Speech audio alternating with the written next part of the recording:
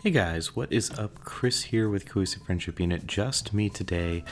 We're going to be talking about the coronavirus because everyone from everywhere in every part of the world is affected by this, including video games. But we are specifically going to be focusing on the next-gen consoles, the Xbox Series X and the PS5, and what this virus could mean, even though these launches are 9-ish months down the line, what this could mean for those consoles and launches. I am just going to be exploring a few different things. I'm going to be exploring manufacturing troubles, showing off games, supply, and price in this video.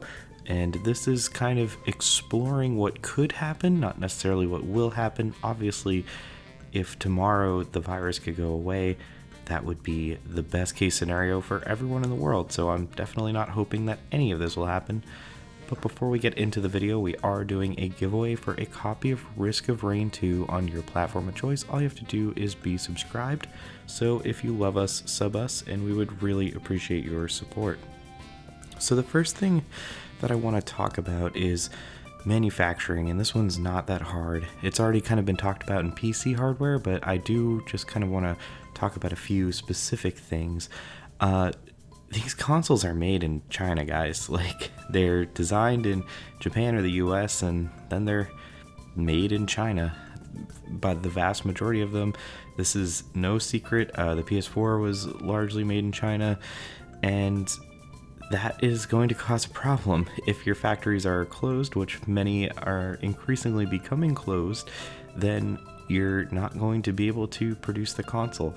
And once we get into supply, I think this is where this will kind of come together a bit better. But yeah, manufacturing, if you can't build it, then you're not going to have any units to sell. But I do want to talk about showing games. So this is a console launch, right? This isn't just like a PS4 Pro, Xbox One X. This is an actual launch.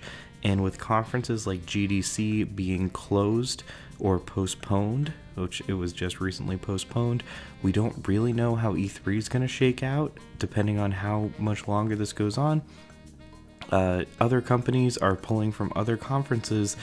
It's looking a bit tough right now, right? Like, you can't just do Nintendo Direct style direct to consumer presentations for the entirety of this launch. While that is definitely helpful, you do need not only journalists but people touching these things, right? You need people on a show floor getting demos and using the hardware and looking at things up close, because this is a physical new box. This isn't just some software. And you need to have your conferences lined up to show things off. I know that Sony's not going to be at E3, but I'm sure Sony has press events planned that involves bringing large amounts of journalists together. And if this virus is causing delays in such things, then we might see a delay in the console launch date. And the same goes for Series X, obviously, although they usually, historically, have always been participating in E3. And obviously the same goes for Microsoft as well. Next, I want to talk about supply a little bit. The Nintendo Switch was pretty kind of, not famous, but it was a big deal that they were launching with 2 million units at launch. And a lot of this isn't custom hardware.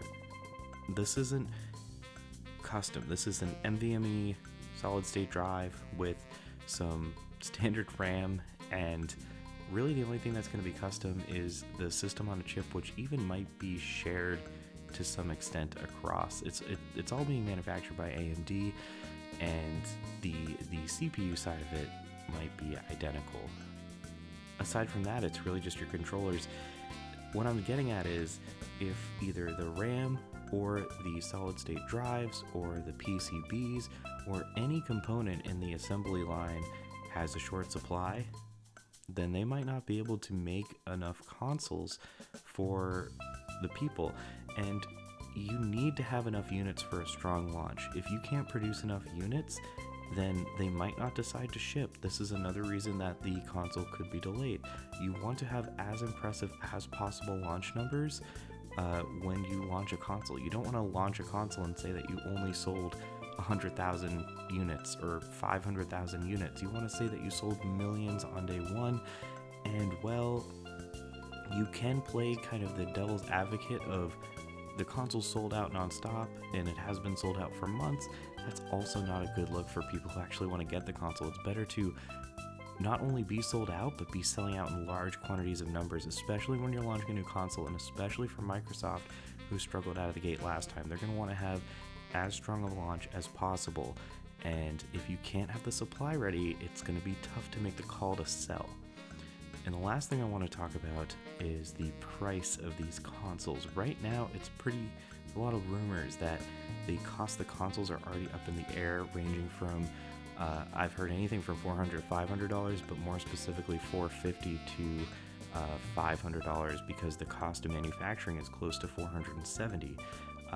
Going back to the parts and the supply, if they need to start having bidding wars on some of these parts, because like I said, these are just NVMe drives and standard RAM. If other companies start bidding for that supply and Sony or Microsoft have to also bid and spend more than they normally would on the cost of these components, then you're going to see the estimated cost of manufacturing going up, and that might skew the cost of the console in a more expensive direction. So I guess what I'm saying is the two realistic factors, assuming things continue to escalate in the way that they are, is one, we will either see the consoles be delayed, maybe not launching in holiday 2020, which would be huge for the industry, because the holiday season is huge, not only for software, but for hardware as well, especially for new hardware. But Nintendo has showed that they can pull it off in early March, so maybe that's what we'll see. The alternative is that the price of the console will go up. They will launch, again, because they're going to be bidding on these costs of components, and just generally the cost of things is going to go up as the demand increases, and that will skew the cost of the consoles up. And the final thing, which would obviously be the worst, is a combination of both things happening.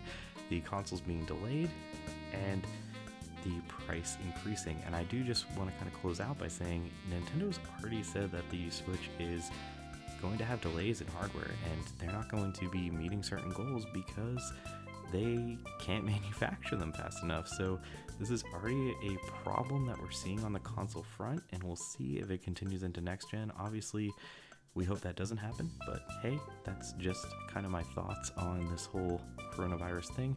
If you like the video, throw us a like, and that's all from me. I will catch you guys next time.